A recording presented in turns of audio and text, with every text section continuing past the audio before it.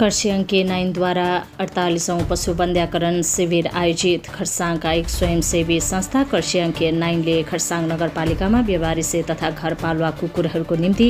पशु वन्ध्याकरण शिविर सम्पन्न गरेको छ। खरसाङ के9 द्वारा आयोजित यो 48औं शिविर थियो भने यस शिविरमा दार्जिलिङबाट डाक्टर समीर छेत्री साथै उनका सहयोगीहरू दिव्या चन्द्र थापा, दिपेन स्याङ्बो, सञ्जीव शर्मा अनि एडुप लेप्चाले जम्मा 21वटा कुकुर र बिरालोहरूको वन्ध्याकरण गरे। यस शिविरमा खरसाङ के9बाट शुभङ्कर सेन गुप्ता, दिव्य प्रधान, नमिता खालिङ, समिता खालिङ अनि निशान्त थापाले शिविरको अन्त्यसम्म सहयोग पुर्याए भने संस्थाको 39औं पशु वन्ध्याकरण शिविर आगामी 19 अप्रेल 2025 शनिबारको दिन सम्पन्न हुने जानकारी खरसाङ के9का संस्थापक दिव्य प्रधानले दिएकी छन्।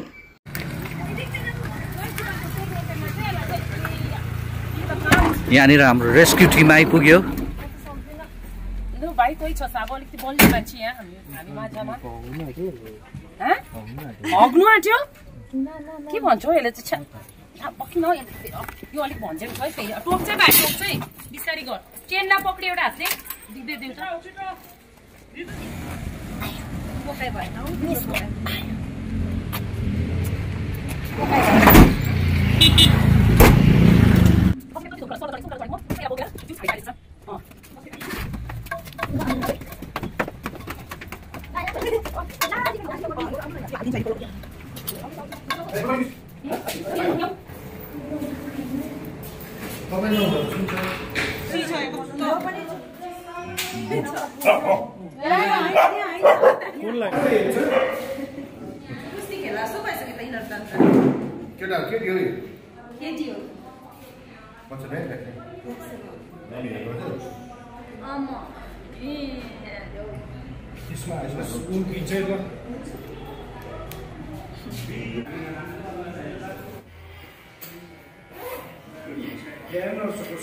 घरमा जाऊ घरमा उसको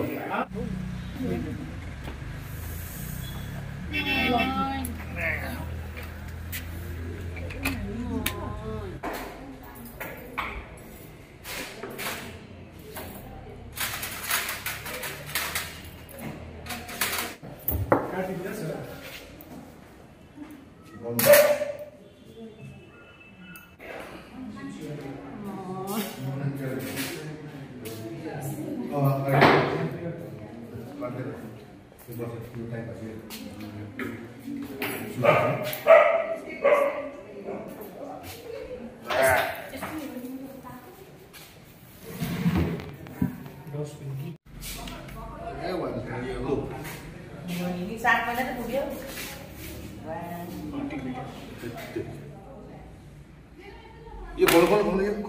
खोलो ना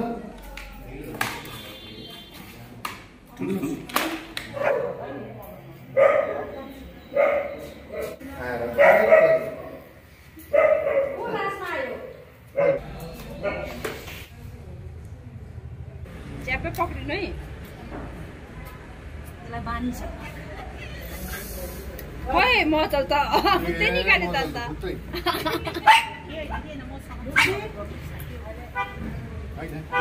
त्यसरी पक्रिनुहोस् न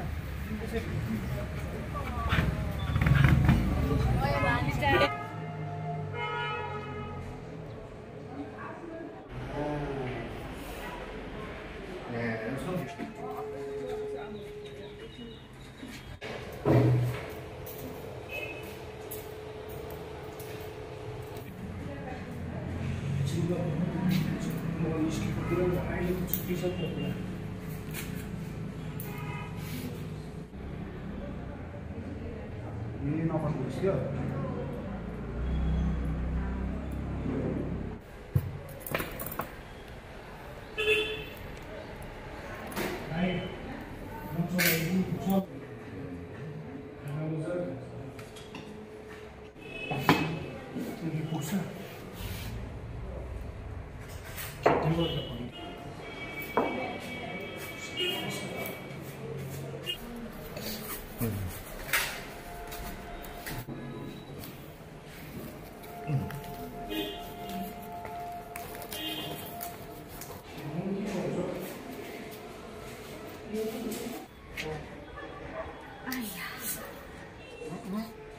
Ê,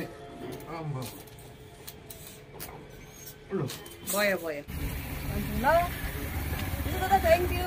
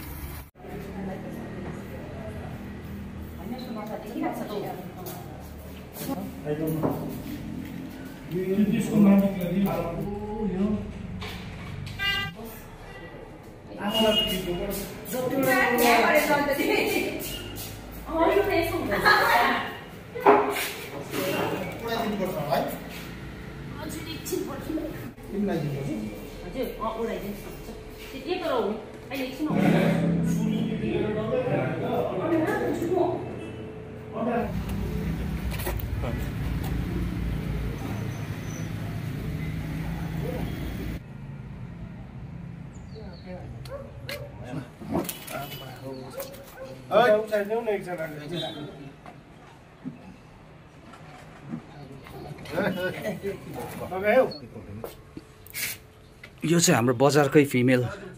स्ट्रे हो र हाम्रो सुनीति बहिनीले पुरा केयर गर्नुहुन्छ खानाहरू उहाँले दिनुहुन्छ यसलाई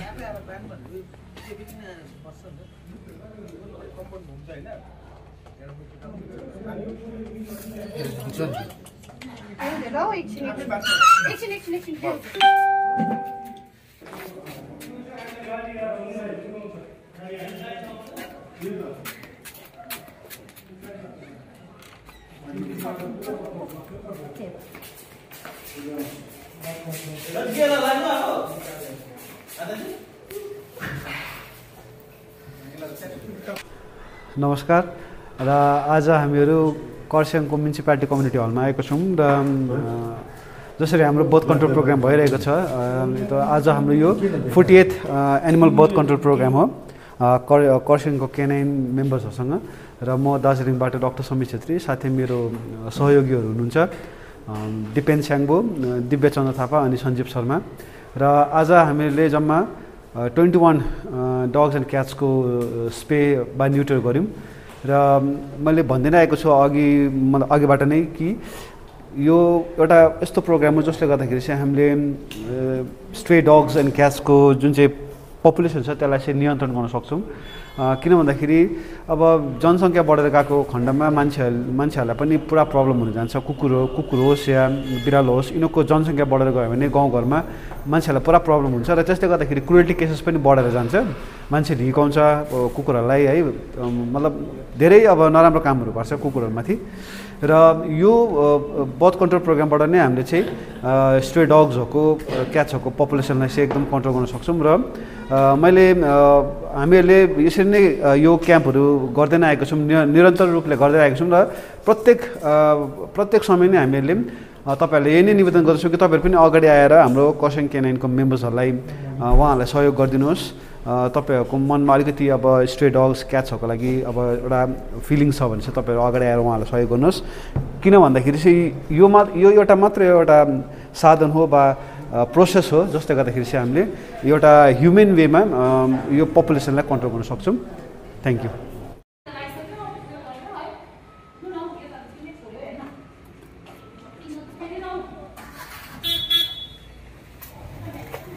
नेट के गर्नु